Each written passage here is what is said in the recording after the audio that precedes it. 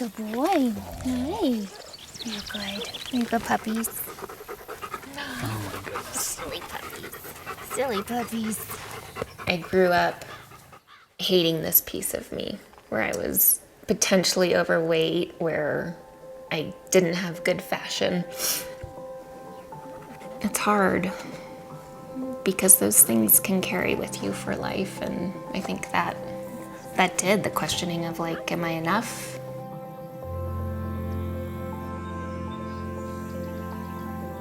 Finding my beauty to unveil, I think such a familiar internal dialogue is your body's not beautiful, your heart's certainly not beautiful. I'm never strong enough, I'm never healthy enough. What beauty do you have to offer?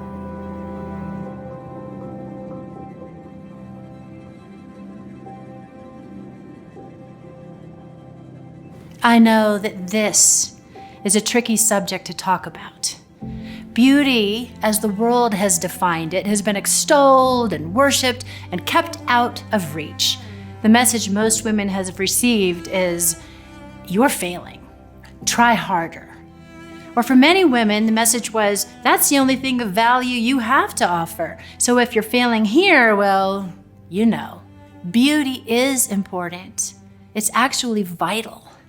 Beauty is powerful. Yours is. Beauty is healing. That's why we send the grieving or those recovering from illness flowers, because beauty speaks to the world that all will be well. Think of your most beautiful places to visit, the mountains, the forest, walking along a stream, or sitting in the garden. Being in the presence of beauty allows your soul to breathe deeply the reality that life wins, love wins, good prevails, God reigns. And women are made in the image of a beautiful God. We are the incarnation of a captivating king. Beauty draws others to the heart of God. Of course, it's been opposed, maligned, beaten down, harmed, diminished. It's because it matters. Let me try to make it less foggy. The essence of masculinity is strength. Now, I'm not talking about strength physically. It's not in the form of big muscles. They are made in the image of a warrior God who comes through for us. I'm talking about a strength in a man that intervenes on your behalf, that speaks, that stops you from having harm. Similarly, women are made in the image of a beautiful king. Beauty is the essence of femininity. But I'm not talking about a perfect figure or a smooth complexion. It's about mercy, compassion, vulnerability, and strength. Women want to impact their world for good. By offering their beauty in a myriad of ways, they do. Now, this is the terrain of our hearts where we have received our most painful wounds, the deepest wounds. Things were said, things were done, telling us that the only thing that matters from us is our beauty, and that if we don't have any, we're failing completely. It's been painful. And for some women, it's been a source of abuse. It's been awful. And here's the crazy thing. Though it has cost us countless tears and untold anguish, we still long for it.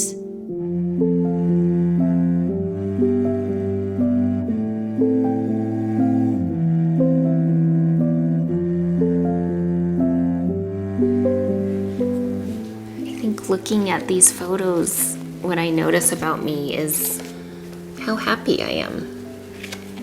I also think I was such a geek. When I was a little girl, I absolutely loved the Miss America pageants, and I was in brownies, and my troupe put on a fashion show. One of the girls' parents owned a children's clothing store, and they brought in a model from Sears to show us how to walk down the stage, and I was so excited. My mom gave me her credit card to buy a couple outfits, and I just felt so grown up and so responsible. As I tried on outfits, the other mothers at the store just praised me and just telling me how beautiful I am. And so when I got home, I was just eager and excited to show my parents what I had bought with their money that they trusted me with. And so I changed in the bathroom and I came out sporting this super 80s like yellow tank top jumpsuit. So I came out of the bathroom and presented myself to them, hoping to get the same response as the mothers in the store. And I did not see that look of joy and delight. And so I moved closer to them and I was like, the heart's in my belt, and I did a twirl and still not much of a response. I remember going back, just kind of feeling a little defeated, closing the bathroom door. It wasn't like 20 feet from them, and I just remember hearing, "She looks so fat."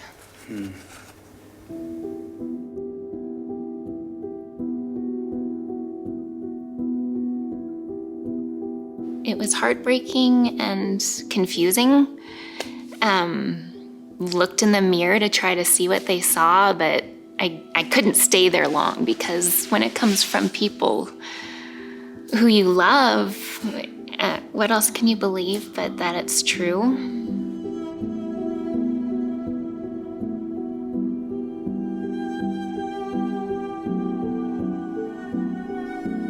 There's nothing lovable about this girl.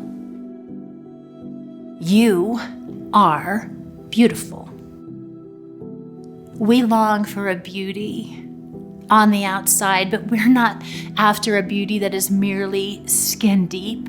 We want a beauty all our own to unveil, beauty that nourishes, beauty that brings life, beauty that offers mercy, beauty that draws others to the heart of God. Your beauty, dear ones, is under siege. It's been taunted and mocked and harassed. Because it matters, you matter.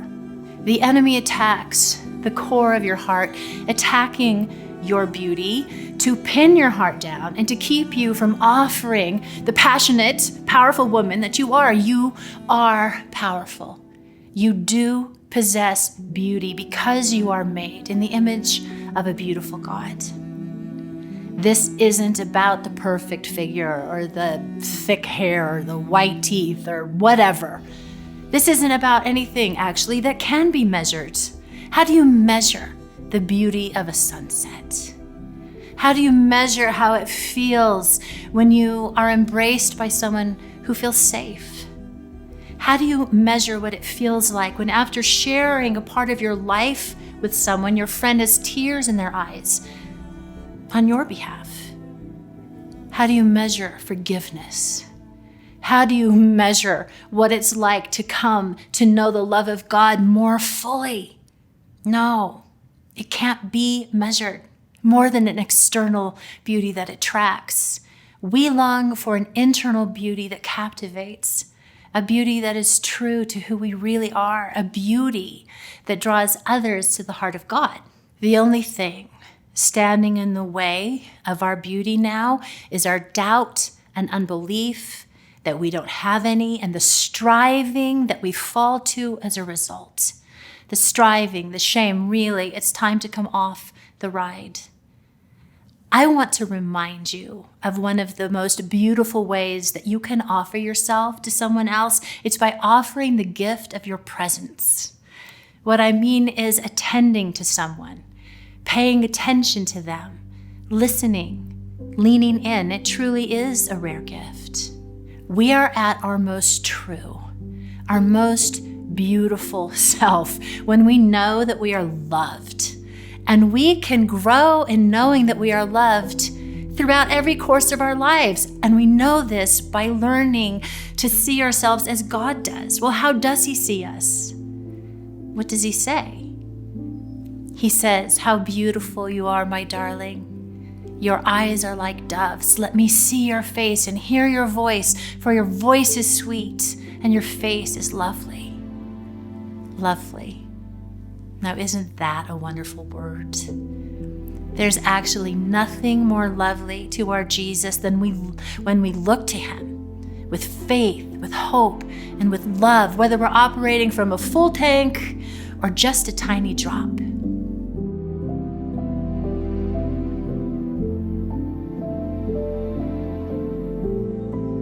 It's been such a journey to try to start learning to bless my body, because it's felt unlovable, unacceptable, and judged most of my life, where I could never see the beauty in it. So that's just, your typical teenage adolescence difficulty. And then at the age of 35, when I had my first round of cancer and chose to have the double mastectomy, my body in particularly has felt extremely assaulted. And I have felt betrayed by it. And it's just like you get back up and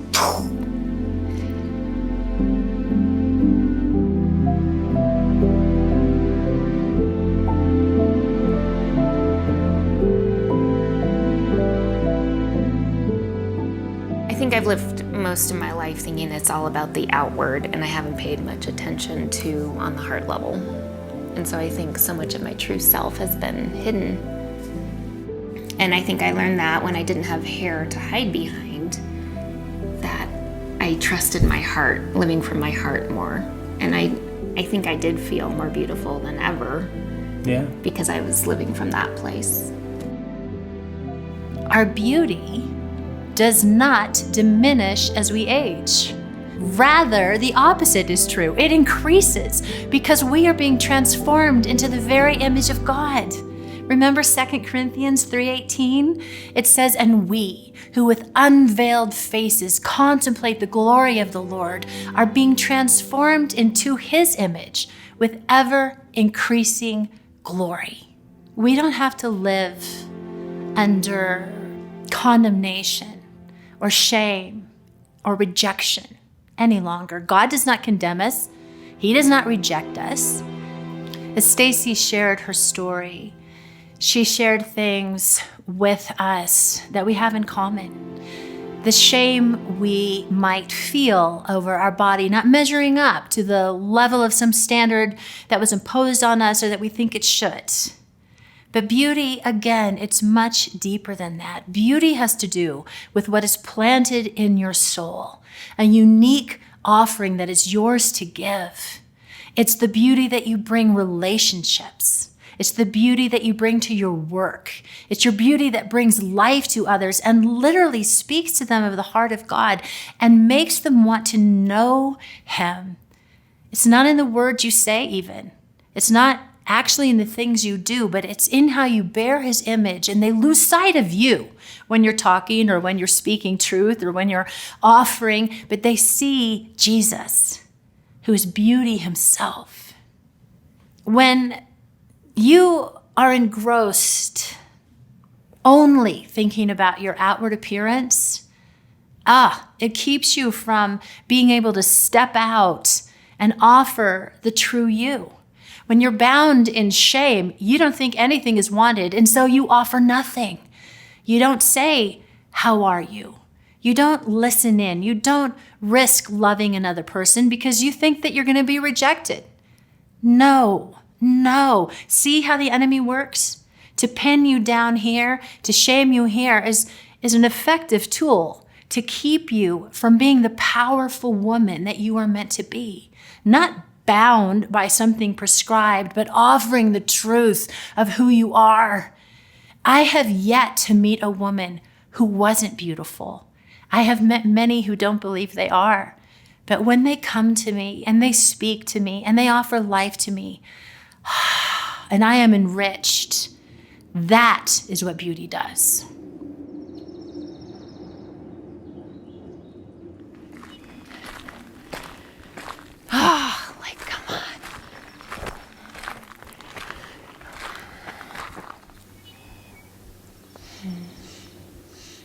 Come on. Little bird wants to talk too. It's so quiet. This is where I feel like my truest self, where I can breathe and feel free.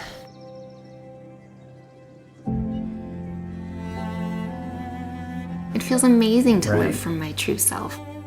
I know the moments when I am, and I know the moments when I'm hiding.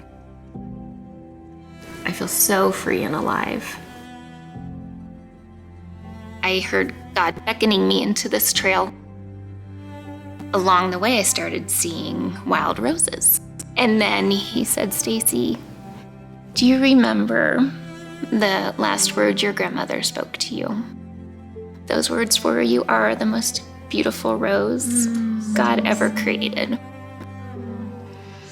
And the way that he caught my heart after the rejection, and that I am the most beautiful rose he created. My body is for me. It has walked miles with me, and it has kept me alive so that today I can still walk and stand. Can I say this picture, I think this is one of the most beautiful pictures of you. And the real beauty comes through in your face there. It's not about your clothes or your hair or your makeup. All the things you think other people care about are not this.